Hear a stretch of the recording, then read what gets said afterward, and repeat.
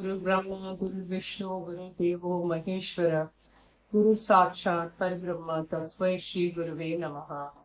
ओम भवताप प्रणाशिन्ये आनंद घनमूर्ते ज्ञान भक्ति प्रदायिने मातस्तुभ्यं नमो नमः। जय मां।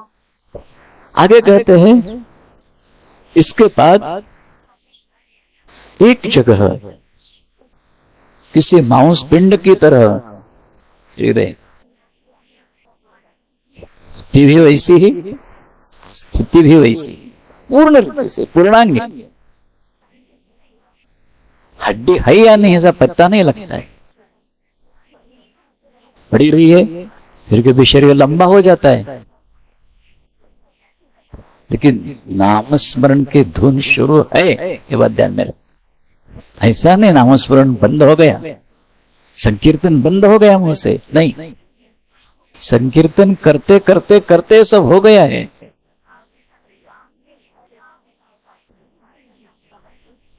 इसको संबोधित करके एक मां से पूछते हैं कि मां, उस समय आपकी जो ऐसी अवस्था हुई थी, क्या कोई विशिष्ट देवता आपके आंख के सामने थी?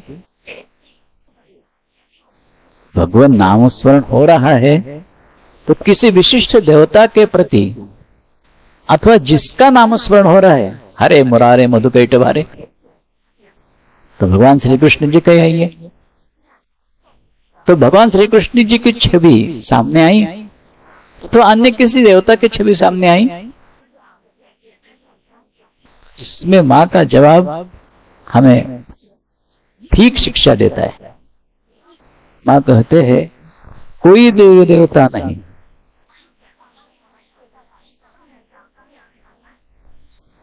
तो फिर असली भाव देखने की आप लोगों के मन में जो इच्छा थी उसी को इस शरीर ने पूर्ण किया। मानो संकीर्तन कैसा होना चाहिए उसका एक आदर्श हमारे सामने रखा है कि वहां कुछ भी अन्य नीति नियम नहीं, कुछ नहीं, बंधन नहीं, भेद नहीं, एकमात्र भगवान का बनकर उसे पुकारते पुकारते पुकारते सब कुछ भूल जाना है। शाहबाग लीला में इस प्रकार का बहुत सा भाग हम देखते हैं। किस प्रकार ये सब बातें, फिर कौन कौन से और प्रसंग हो गए इत्यादि बहुत से है। मां का लीला चित्र तो शाहबाग लीला ये तो एक बहुत प्रधान है, उसमें शाहबाग लीला है नहीं है। जैसे मैंने कहा मां की लीला में हर एक स्थान का भी विशिष्ट अर्थ है, तो शाहबाग लीला तो ठीक है, नवाब की स्टेट है, उनकी ही शाहबाग वास्तु है, इसी यहां है इसीलिए। फिर भी जैसे हम पिछले कई दिन देखते आ रहे हैं कि वो नाम जैसे कब्बर है, इस प्रकार का अन्य धर्मीय अन्य भाषीय ऐसा क्यों न रहे, उसका ठीक अर्थ इस लीला के साथ। ऐसे शाहबाग श इसका अर्थ होता है कल्याण, शिव कल्याण, माने दिन, शाह शम परम कल्याण, कल्याण करने वाला दिन। प्रतिदिन कीर्तन होता है ना यहाँ, प्रतिदिन कल्याण नया नया पद्धति से। क्यों? ये बाघ शब्द जो है वो और ब का अभेद कई बार हम लोगों ने देखा ये बात। तो वो आगे अग शब्द है, आ गए ना, तो वो अग। अग माने बिल्कुल जो चल फिर नहीं सकता है, बिल्कुल स्थिर एक जगह, पहाड़ जैसा। अग न गच्छति तस्मात् अगः, जो चल फिर नहीं सकता है वो अग है। जड़ और वम अमृतम, यहां प्रतिदिन परम कल्याण उद्भूत होता है। क्यों? स्वयं अमृतत्व पूर्ण ब्रह्म नारायण जड़ बनकर हमारे साथ लीला कर रहा है, इसीलिए प्रतिदिन नया नया कल्याण। अब गृहस्थ लीला का अंत होने आ रहा है। गृहस्थाश्रम की लीला पूर्ण तरह से समाप्त हुई नहीं है, यहाँ गृहस्थाश्रम चला ही है। फिर भी एक ऐसे संक्रमित अवस्था में है कि गृहस्थाश्रम की लीला पूर्ण होना और आगे की लीला प्रारंभ होना, इसका एक संक्रमण काल है।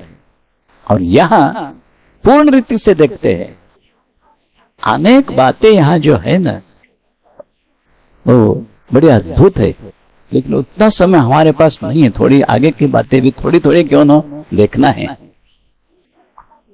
तो इस प्रकार के दिव्य संकीर्तन यहां होता था। ये सब हमें शिक्षा देने के लिए, हमारे सामने उदाहरण रखने के लिए ये सब लीला हो गई।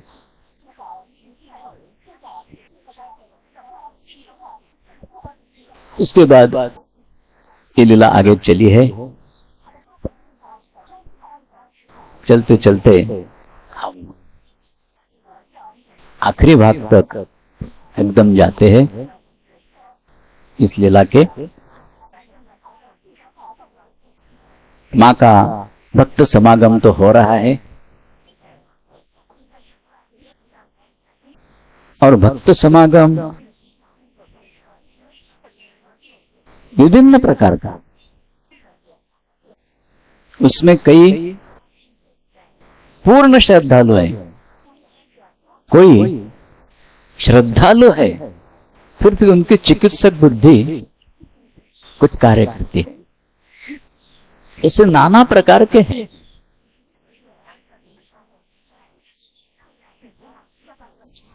तो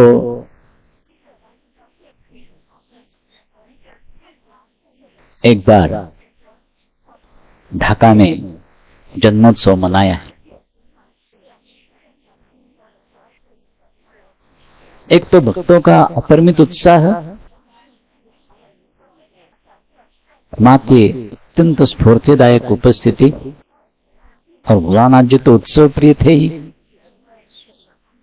उन्हें इस प्रकार का उत्सव संकीर्तन, इससे बहुत आनंद आता था। तो इसीलिए सबका आगत स्वागत करने में उत्सव के जितने जितने अंग है, उन अंगों के सहित उत्सव ठीक ढंग से प्रस्तुत कराने में वो उद्युक्त है। सब कुछ हो गया आनंद के साथ। इतना आनंद होगा भक्तों का। प्रकट रीति से सब ने मिलकर पुणे स्थान में जन्मोत्सव, इसलिए सबको अत्यंत आनंद हो गया है। तो तिथि पूजा हो गई है, जन्मोत्सव हो गया है, सब कुछ हो गया है।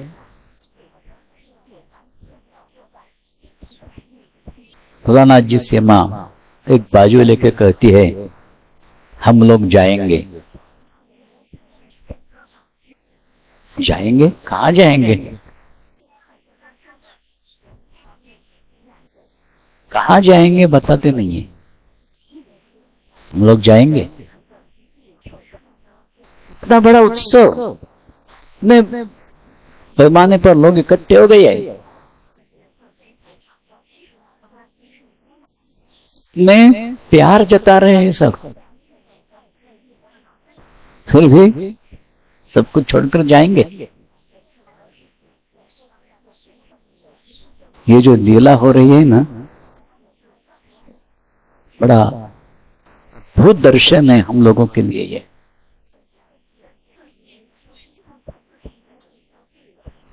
हम आनंद लेते हैं अपने गृहस्थी में, अनेक प्रकार से आनंद लेते हैं।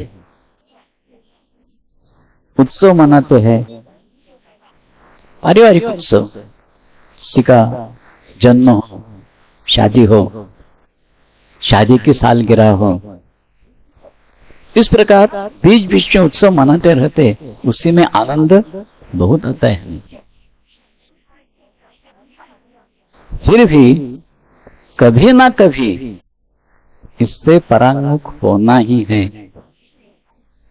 हमारे शास्त्र में वानप्रस्थाश्रम भी है, ये बात ध्यान में रखना। सिर्फ गृहस्थाश्रम नहीं, वानप्रस्थाश्रम भी है। शायद इसी का दर्शन हो सकता है।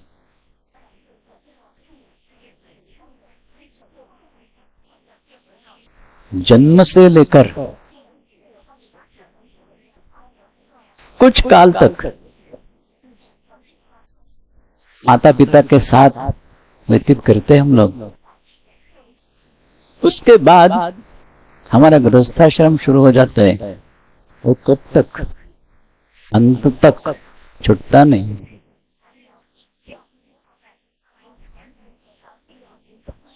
पहले अपने प्रति सब कुछ विचार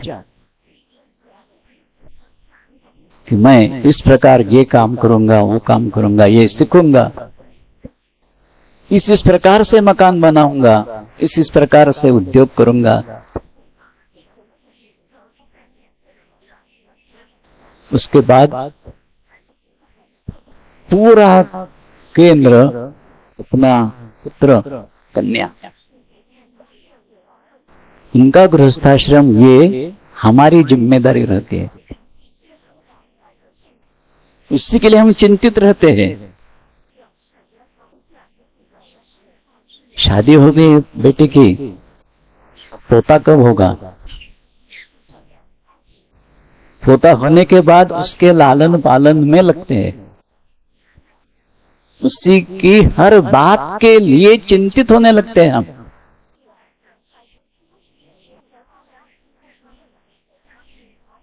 यहां एक उदाहरण देता हूं मैं आपको।